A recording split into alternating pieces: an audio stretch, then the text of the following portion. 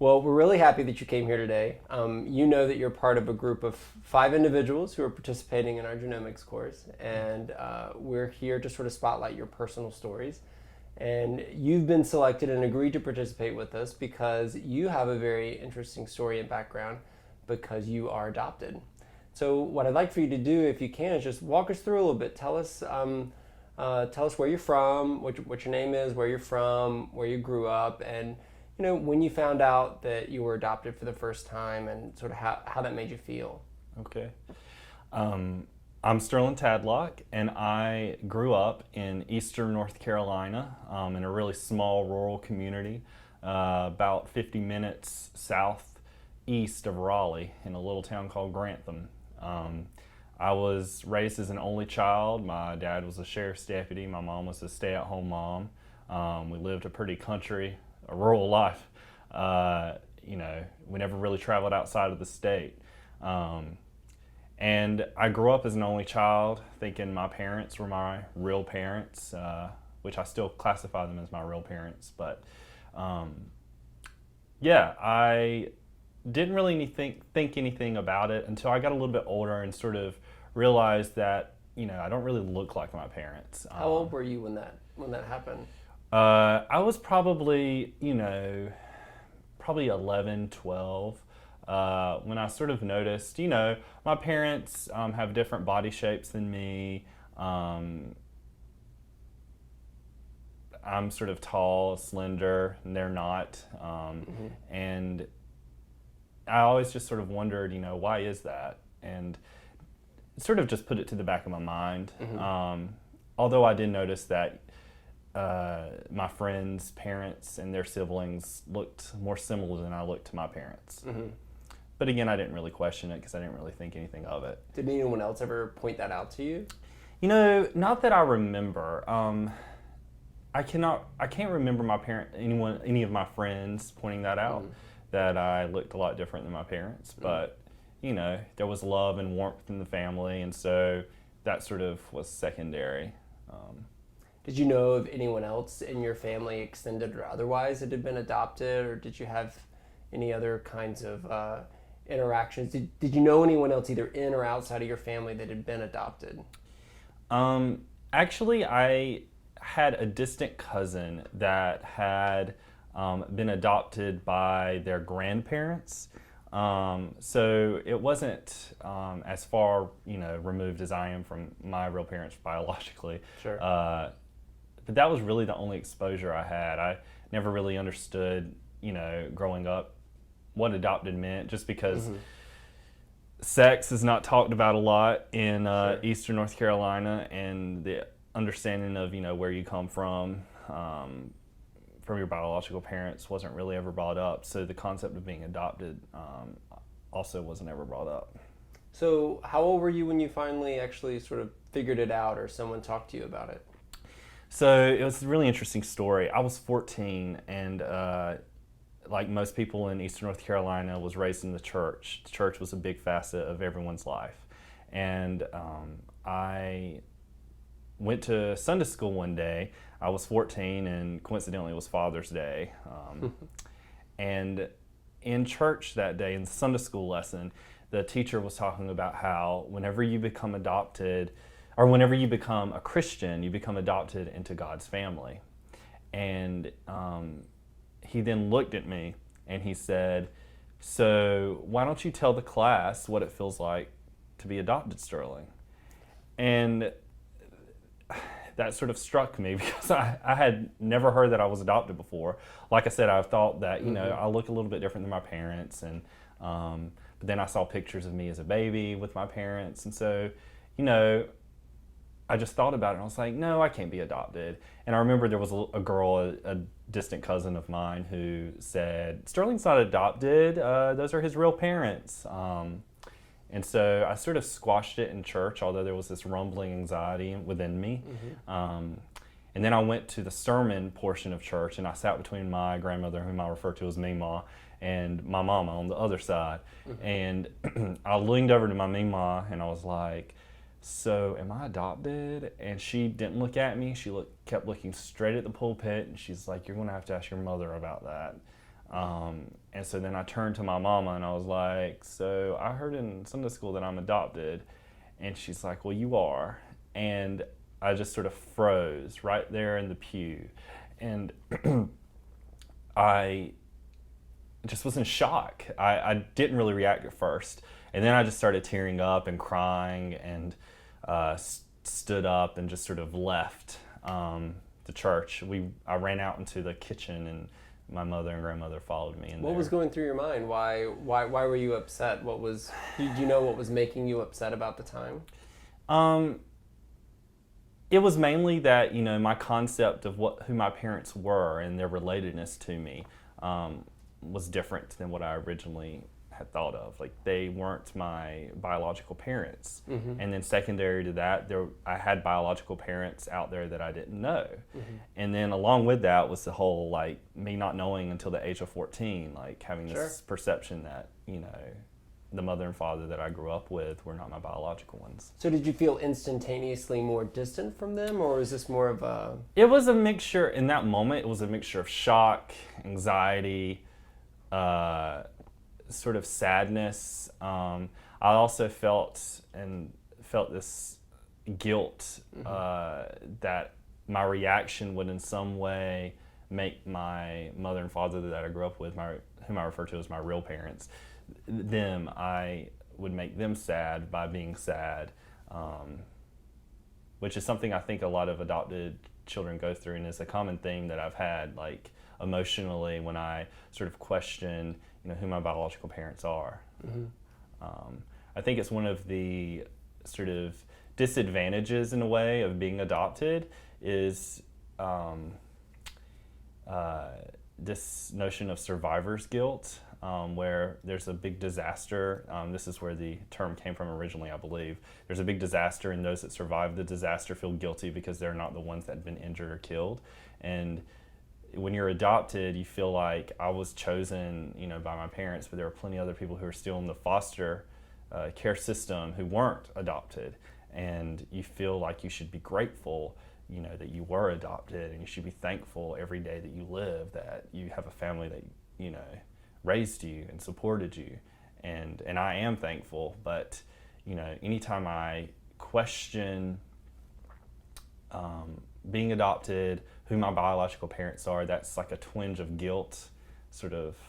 That sounds like a lot of pressure to sort of have to feel, especially initially. I'm sure you end up dealing with it, and everyone deals with it in their own way over time. Yeah, and my own personal temperament probably plays into it. Like, as you know, I'm a psychiatrist, and I sort of am really in touch, or try to be, with not only my own emotions but other people's. Like, that's sort of what I do as my livelihood, is help people who are dealing with a lot of psychological stress and pathology, and mm-hmm. And so I'm sort of sensitive to those sort of feelings of guilt and stress and. Sure. Well, you mentioned that this is sort of a disadvantage. You sort of discover it, and there's sort of this guilt that you have to deal with. But can you speak more about some of the other? Are there any advantages to being adopted? And is there anything good that comes from sort of being in that scenario? Were you fortunate in any way, or did you feel lucky in some sense? I did. Probably, I don't know if it's obvious or not, but being adopted, you obviously were chosen by two individuals. I guess it could be one. Who want to raise you, and who actively want you to be a part of their lives, and who want to surround you with their love and their support and their caring. Whereas, not that biological parents don't have that same feeling, but sometimes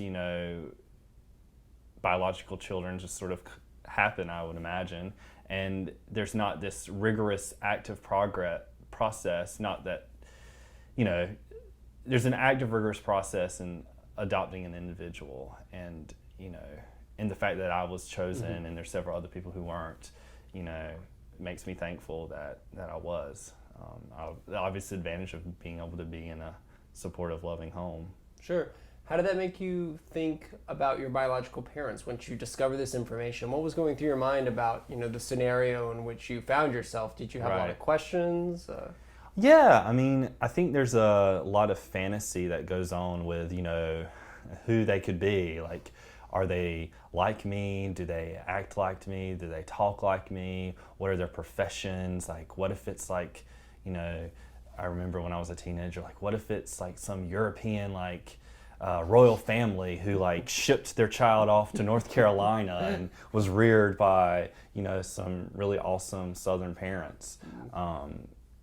That obviously came to mind. Also, like, what if they're in jail or not even alive? Like, that came into mind. So I was just always curious as to what they were like, and also what was the situation that led them to having to put up a child for adoption. Okay. So what kind of questions do you have now as an adult? How interested are you in, the idea that you're adopted and you have biological family? You may or may not know or think that they are alive or anywhere close by, but what kind of questions do you have about those ideas now? About my biological parents? Yeah. I still wonder, like, what were the circumstances that led him to, making the decision to put me up for adoption. I'm also just sort of curious about their lives. Like, what are they like?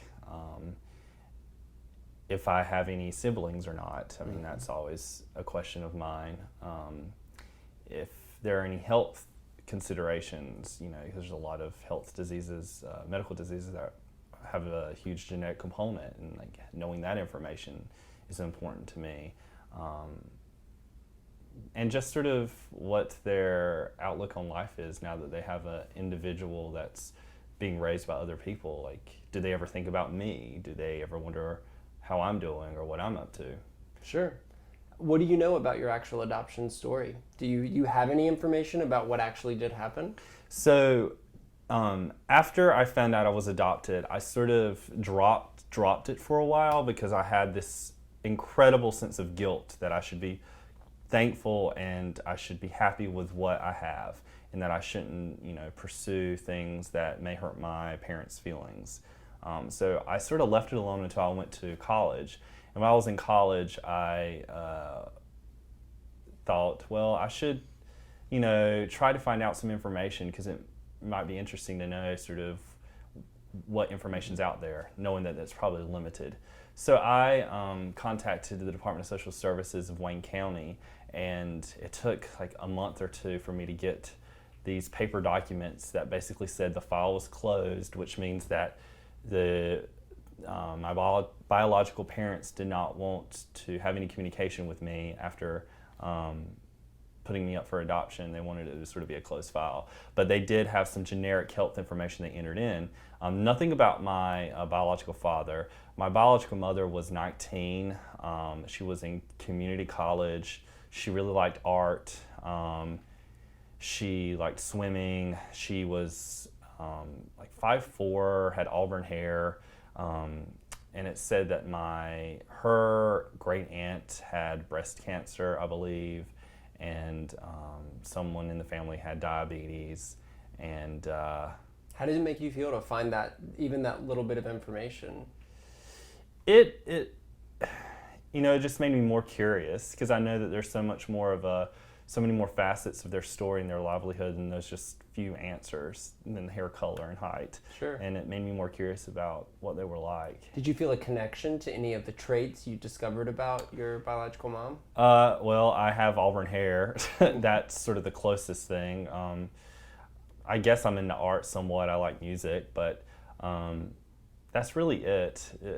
The document was sort of sterile in the information it presented, so I didn't find that much of a connection. Sure. Have you ever thought about trying to find a bigger connection? I have.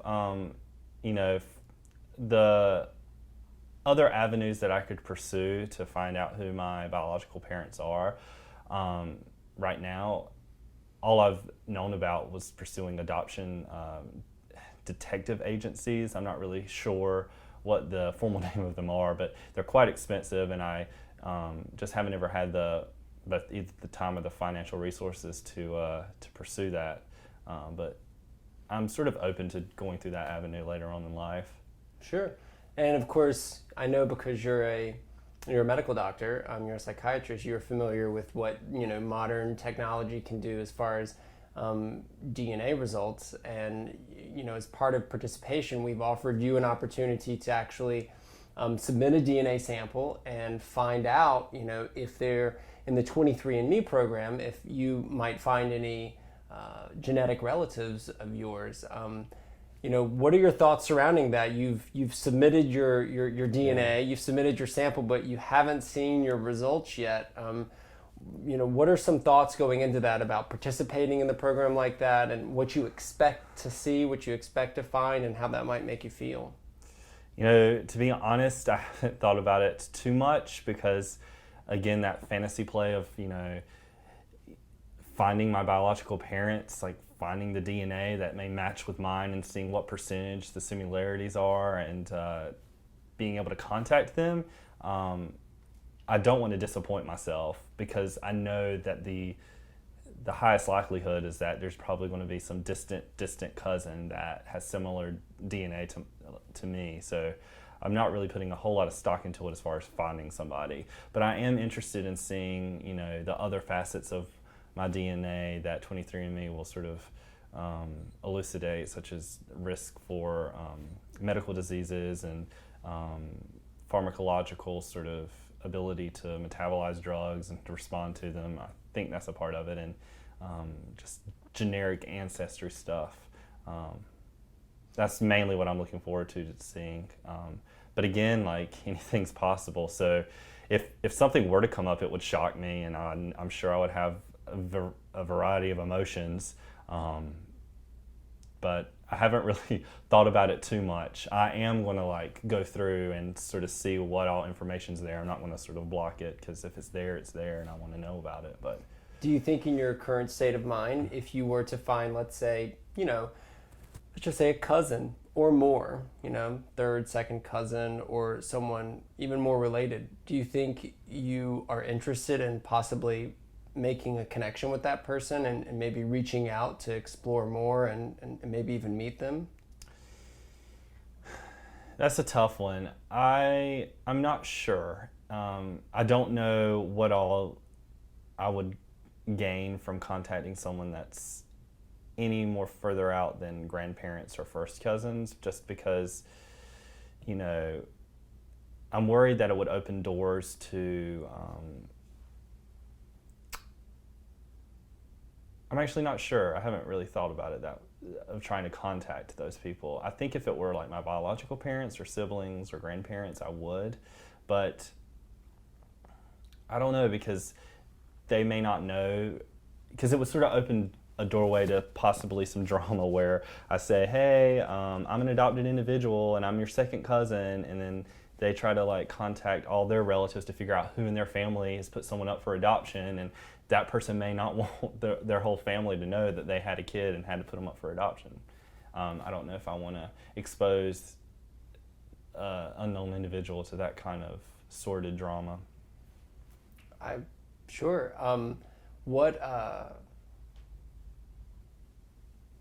Do you know anything about any blood relatives at all? Do you have so besides your mom, there's no knowledge. You don't know of anyone else that you're genetically related to currently? I don't know of anything substantial. There's always been speculation in the community that this person in a far-off part of North Carolina may be related to me because they look similar to me or act similar to me, but nothing substantial as far as blood relatives. It would be interesting if there were in North Carolina, but I'm not sure. And to wrap up pretty soon here, let's say you participate in 23andMe and you do find something and it's closer, you may find a relative that's closer than second cousin, and you may have whatever feelings you have about it. What are your thoughts around your adoptive family, as you called them, your real parents? What do you think, how do you think they feel about this, or you connecting, or what are your feelings surrounding that? I feel a little bit better about it. Since the first time that I found out I was adopted to this current point in time, we've talked about it here and there, and they've sort of openly admitted that they would be fine with me going out trying to find my biological parents, and they said that if they were in my position, they would want to know, if there was someone that was biologically related to them. They said that curiosity is something that they don't think they could sort of push aside, and they don't feel, at all like they're less appreciated for what they've done for me, or feel like I love them any less, which I don't, because they did raise me. So, but there's always going to be a tinge of that sort of survivor guilt or whatever that I'm always going to have. But I don't think it'll impede me from trying to contact or pursue some sort of connection if there is one. Are you excited to see your 23andMe results? I am. I've been holding out. They've actually been available for a little bit now, but for the purposes of the interview, I've sort of held back. I'm waiting on the edge of my seat to see what they say. Well, I hope that they're good results, no matter what that may be, and we'll see what kinds of feelings and emotions and where you are. We'll give you a chance to look at those results and see what they are, and we'll let you come back hopefully and talk to us a bit about what you found out. And at the very least, we'll talk a little bit about deep ancestry and lineages, some of the health risks, but also hopefully maybe even some relative connections. We'll see. I'll stay hopeful.